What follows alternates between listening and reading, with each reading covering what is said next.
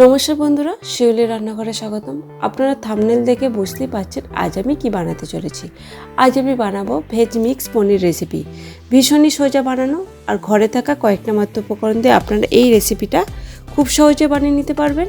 এটা বানানো যেমন সোজা, খেতে ভীষণই ভালো হয়। চলুন দেখে নেওয়া যাক এটা বানানোর জন্য কি কি লাগছে আর কীভাবে বানাচ্ছি।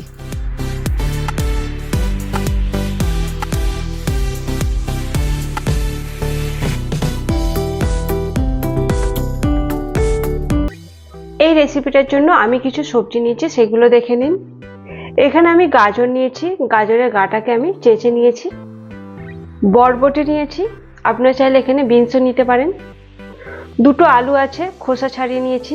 একটা টমেটো নিয়েছি, ক্যাপসিকাম আছে, লাল আলু আছে, আদা আছে, কাঁচা লঙ্কা আর নিয়েছি কুমড়ো। আপনাদের পছন্দ মতো সবজি নিতে পারেন। এবার আমি এক এক করে সবজিগুলো কেটে নেব। প্রথমে আমি গাজরটা কেটে নেব। গাজরটাকে একটু বড় করে কেটে নেব।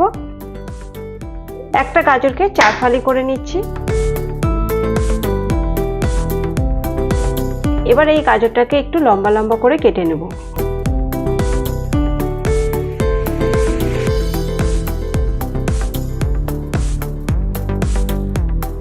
দেখুন এইভাবে কেটে নিয়েছি। বাকি গাজরটা আমি এইভাবে কেটে নেব। গাজরগুলো আমার কাটা হয়ে গেছে, এবার একটা জায়গায় রেখে দেব। গাজরটাকে আমি আগে ধুয়ে নিয়েছিলাম, আর ধোবো না। এবার একটা জায়গায় রেখে দেব।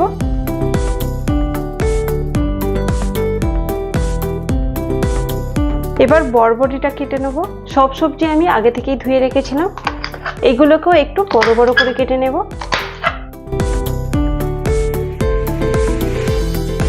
এটাও আমার কাটা হয়ে গেল, এটাকেও আমি একটা জায়গায় তুলে রেখে দেব।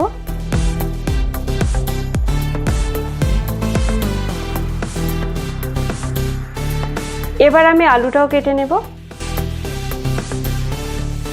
আলুটাকে একটু লম্বা লম্বা করে কেটে নেব। আপনারা চাইলে ছোট ছোট করে কাটতে পারেন, আমি এরকম ভাবে লম্বা লম্বা করে কাটছি। একটু সরু সরু করে কাটবো।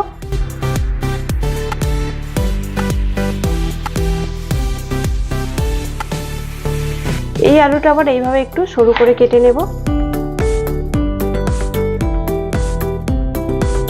আলুগুলো আমার কাটা হয়ে গেল, এগুলো রেখে দেব।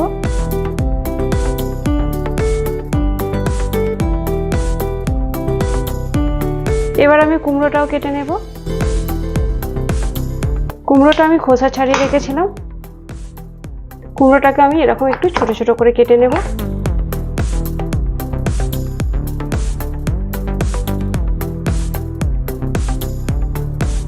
কুমড়োটা আমার কাটা হয়ে গেছে। এবার আমি ক্যাপসিকামটাও কেটে নেব। ক্যাপসিকামের এই অংশটা বাদ দিয়ে দিতে হবে। এবার আমি ক্যাপসিকামটাও কেটে নেব।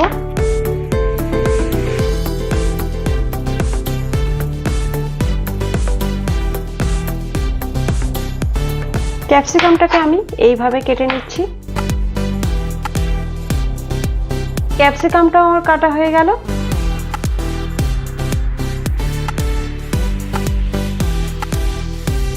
এবার আমি রাঙা আলুটাও কেটে নেব।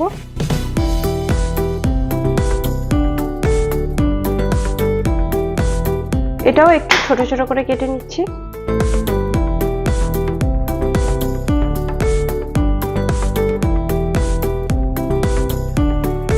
টমেটোটাকে আমি কুচিয়ে নেব। আপনারা চাইলে এটা পেস্টও বানিয়ে নিতে পারেন। একটু ছোট ছোট করে কুচিয়ে নেব। টমেটোটাকে আমি কুচিয়ে নিচ্ছি ছোট ছোট করে।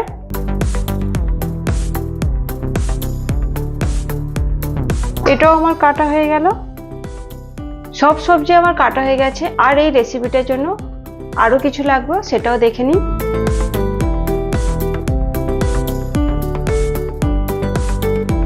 আদা আর কাঁচা লঙ্কাটাকে আমি বেটে নেব।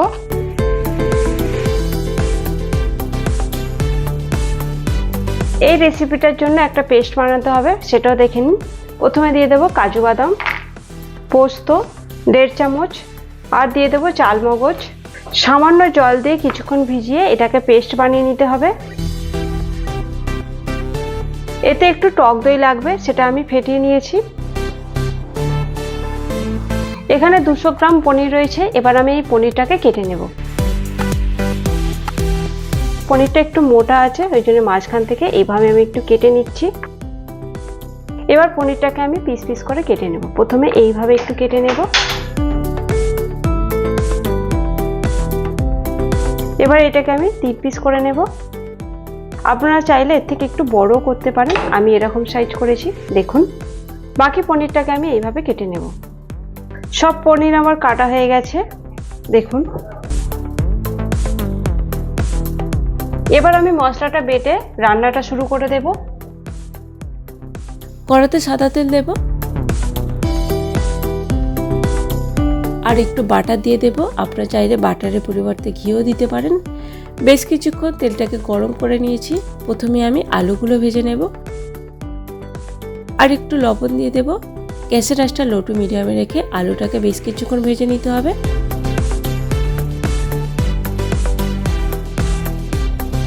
নাড়াচাড়া করে ভেজে নিয়েছি, তুলে রাখবো।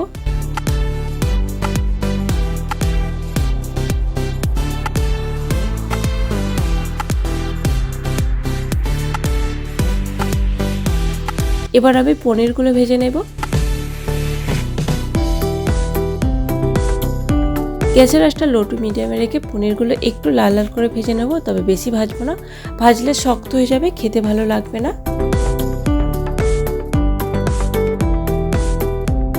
পনিরগুলো আমার ভাজা হয়ে গেছে, এবার তুলে রাখবো।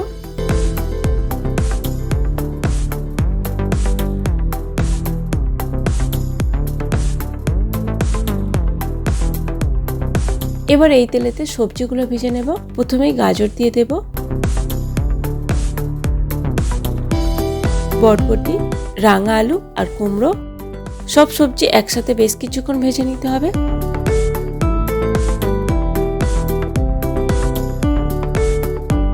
বেশ কিছুক্ষণ নাড়াচাড়া করে ভেজে নিয়েছি। এবার এতে ক্যাপসিকাম দিয়ে দেব আর একটু লবণ দিয়ে দেব।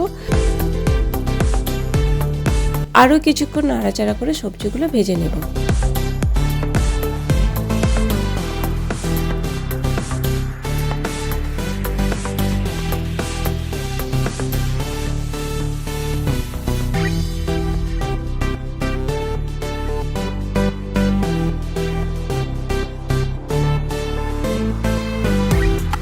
সবজিগুলো আমার ভাজা হয়ে গেছে, তুলে রাখবো।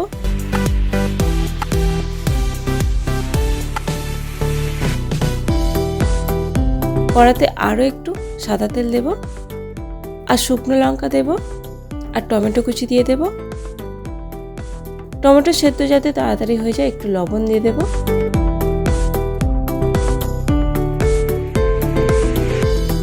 বেশ কিছুক্ষণ নাড়াচাড়া করে সেদ্ধ করে নিয়েছি। এবার এতে আদা কাঁচা লঙ্কা বাটা দিয়ে দেব। এটাকেও একই সাথে ভালো করে ভেজে নিতে হবে।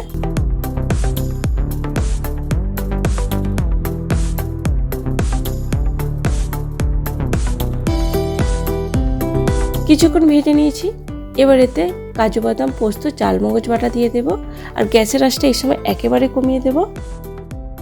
এটাকেও বেশ কিছুক্ষণ ভেজে নিতে হবে।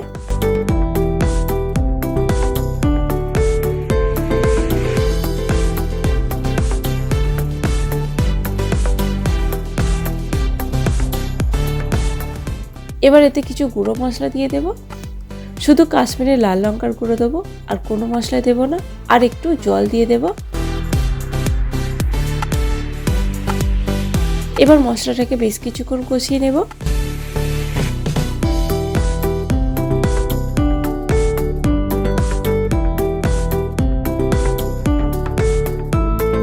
কিছুক্ষণ কষিয়ে নিয়েছি।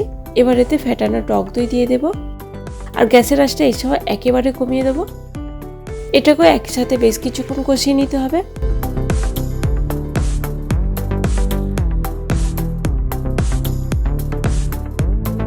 বেশ কিছুক্ষণ নাড়াচাড়া করে কষিয়ে নিয়েছি।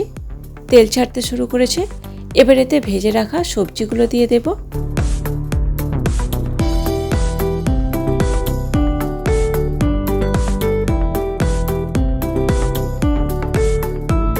মশলার সাথে ভালো করে মিশিয়ে নিতে হবে আর বেশ কিছুক্ষণ কষিয়ে নেব।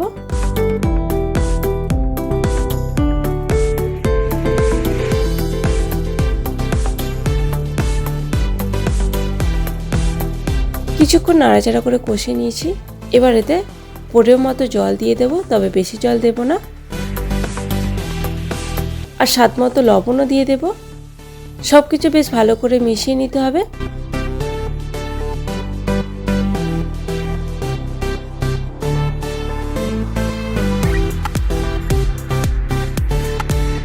এবার ঢাকনা দিয়ে গ্যাসের আঁচটা লো টু মিডিয়ামে রেখে কিছুক্ষণ রান্না করে নেব। 7 মিনিটের মতো রান্না করে নিয়েছি। এবার ঢাকনা খুলে দেখে নেব। এবার দেখে নেব সবজিগুলো সেদ্ধ হয়েছে কিনা। আলু সেদ্ধ হয়ে গেছে, গাজর সব সবজি সেদ্ধ হয়ে গেছে। এবার এতে একটু চিনি দিয়ে দেব স্বাদ বাড়ানোর জন্য। ভেজে রাখা পনির দিয়ে দেব। ভালো করে মিশিয়ে নিতে হবে। আর এটা একটু মাখা মাখা টাইপের হবে। আর ঢাকনা দেবো না, আরো কিছুক্ষণ এইভাবে ফুটিয়ে নেব। 2 মিনিটের মতো ফুটিয়ে নিয়েছি। এবার এতে একটু গরম মশলা দিয়ে দেব। ভালো করে মিশিয়ে নিতে হবে।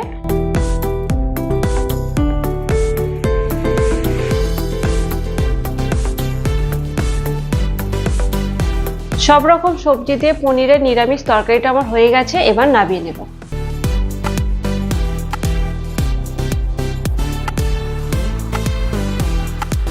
আজ আমি খুবই সহজভাবে ভেজ মিক্স পনির রেসিপি আপনাদের বানিয়ে দেখালাম। দেখুন কত সুন্দর দেখতে লাগছে, খেতে অসাধারণ হয়েছিল। আপনারা এটা ভাত, রুটি, পরোটা যে কোনো কিছুর সাথে পরিবেশন করতে পারেন। বাড়িতে একবার এভাবে বানিয়ে ফেলুন আর কমেন্টে জানান এই রেসিপিটা আপনাদের কেমন লাগলো। আর লাইক শেয়ার করতে ভুলবেন না।